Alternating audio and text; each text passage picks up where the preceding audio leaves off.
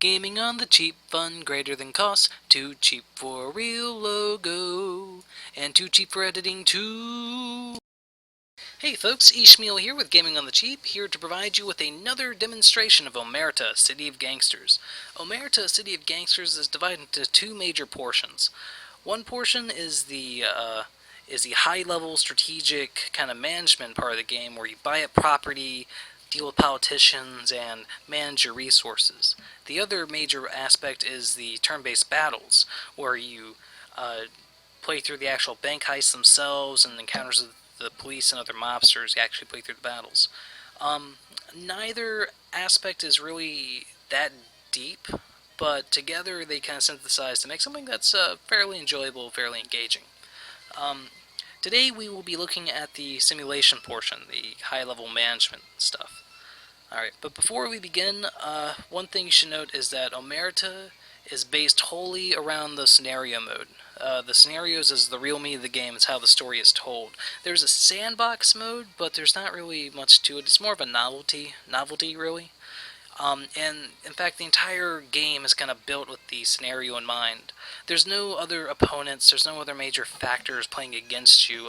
The other mob bosses and the cops are more like just simply aspects of the environment. They're part of the script that you're playing through. And the best way to play through each level is going to be based on the scenario, what the scenario throws at you. It almost kind of resembles a puzzle game in that way. So don't really expect a lot of city building or kind of careful management. It's more about just achieving the objective of the level. Alright, so let's begin, shall we? As you can see, it begins with a mission select screen. Oftentimes there's other missions here, but at this particular stage in the game for me, there's only Kentucky Avenue, so let's click on that. When you click on it, it brings up a summary of the scenario, which gives you an idea of what's going to happen in it. It tells you what the police presence will be, and what rewards you'll get for completing that scenario. Alright, so let's start. I actually haven't played through this scenario yet, so I don't know if it's going to throw any curveballs at us. Hopefully I'll be able to demonstrate all the basic mechanics to you without any difficulties. Alright, here we have the kind of intro to the actual level itself. Kind of gives us a hint to what the story is, and what we're interested in, the objective.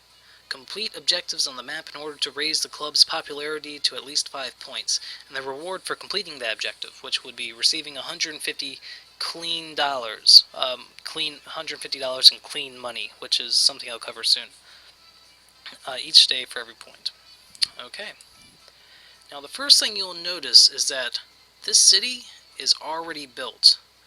This is not a city building game. You work with the resources that are already on the map, you deal with the properties that are already there.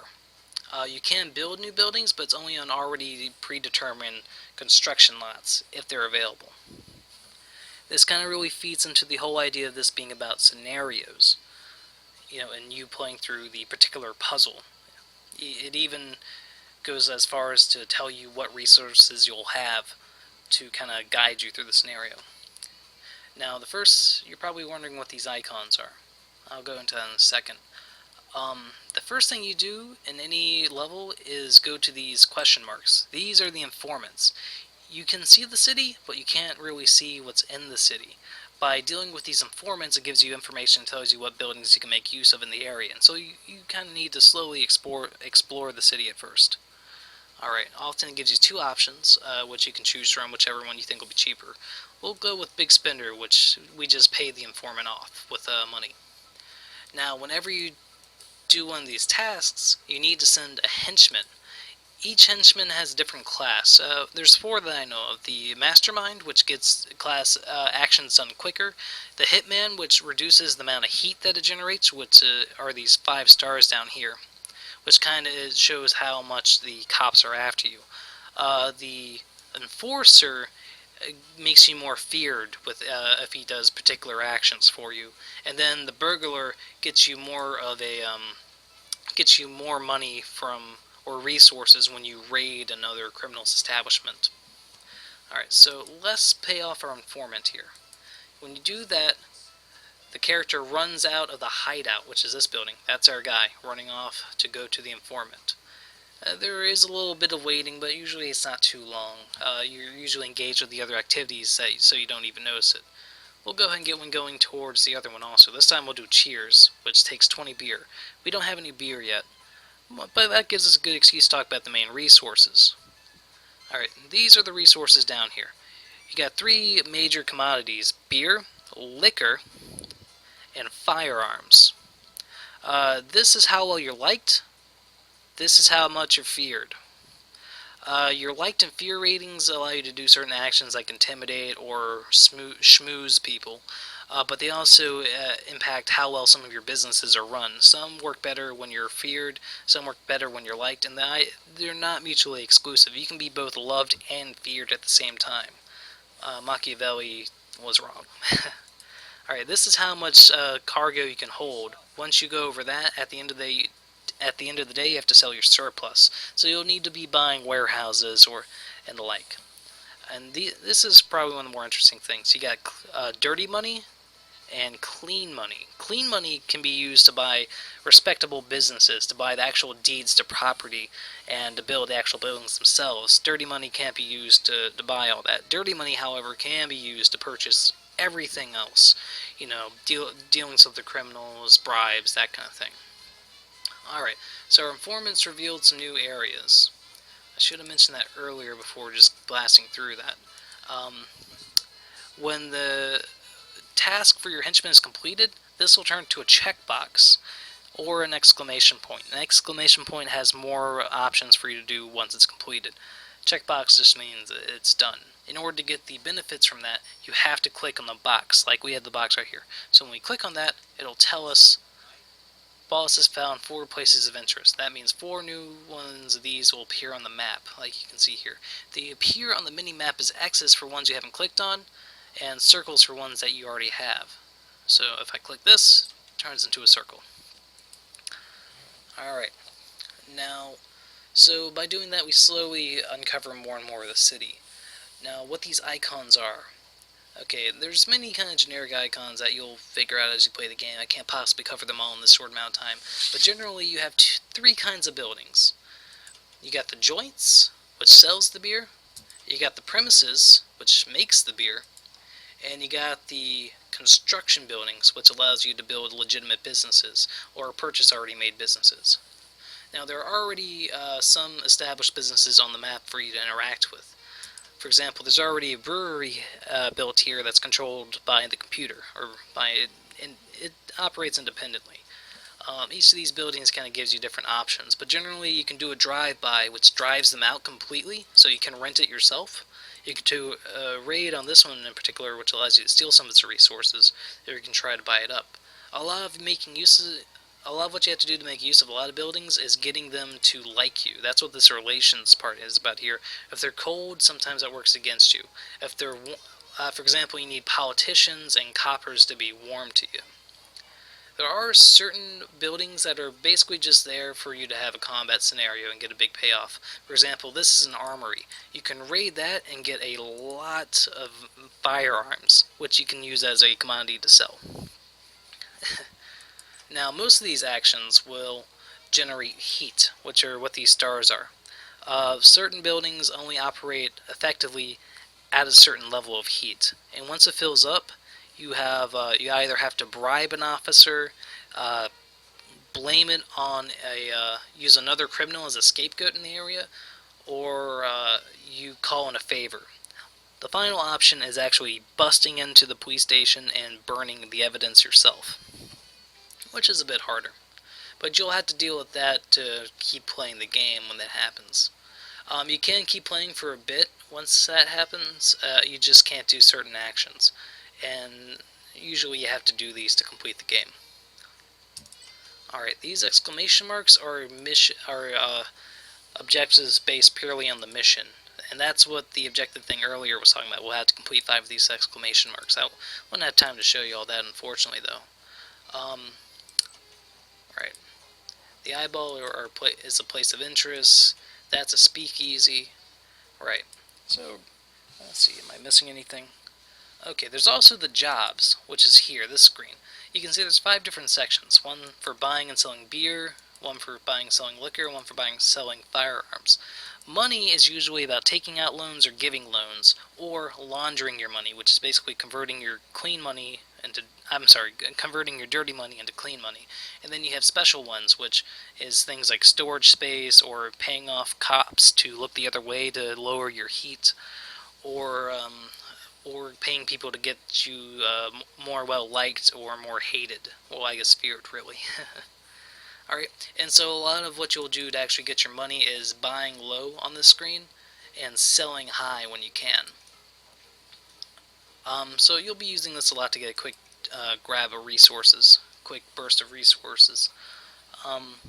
That's another thing. Making money isn't too hard. There's lots of different ways to do it.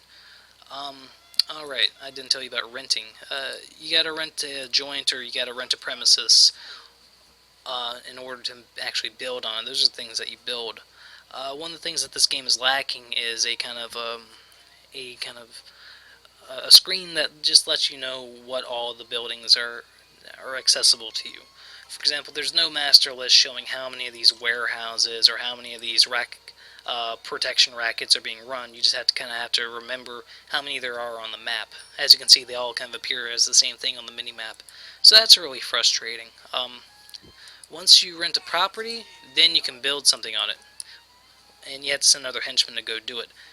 As you can see, we have a joint here. Here are all the things you can buy on it, which are all pretty much available to you right from the get-go. You do have to upgrade your hideout to get some of them, but you can see everything you can make right there. To upgrade your hideout, this is our hideout, and you can decorate it, which doesn't really do anything. It just makes it look pretty, which is kind of nice, but it would mean more if you carried over hideouts, so it would just be decorated for the one mission. But you make so much money that you can afford to do it, so a lot of times, why the hell not?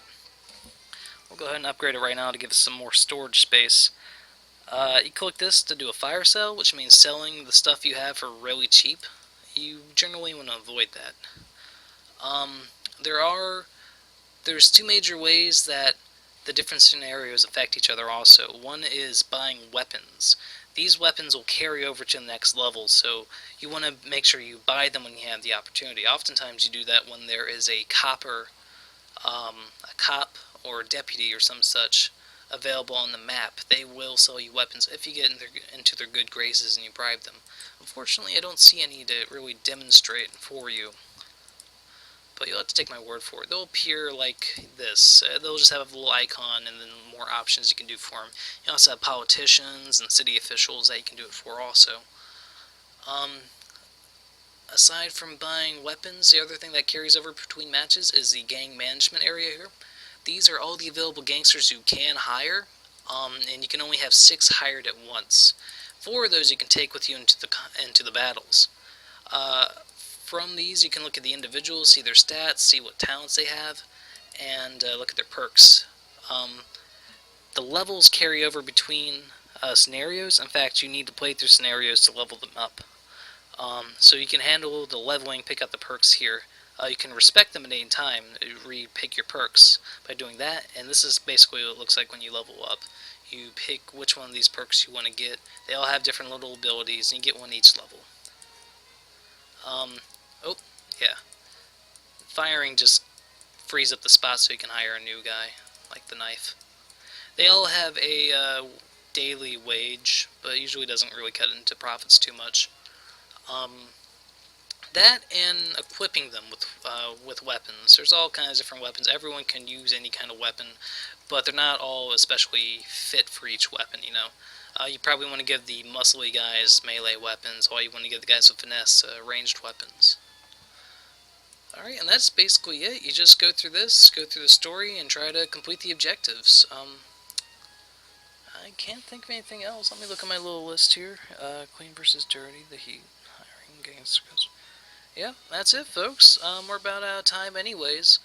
That's all there is to it. You get through it pretty quick. Nothing really too complicated. There's no real minimum requirements for most of the buildings other than how much your hideout, how leveled up your hideout is. You can look at this to give you an idea of how much you're producing, consuming of each thing. of each resource of yours, but usually it's pretty simplistic. You build a speakeasy, it takes a beer, you build a brewery, builds beer. So I will see you next time. I'm Ishmael with GamingOnTheCheap.wordpress.com, a gaming blog helping you save money and enjoying this expensive hobby while staying under a budget, keeping the fun greater than costs. See you next time, guys. Ciao. Goodbye, everybody.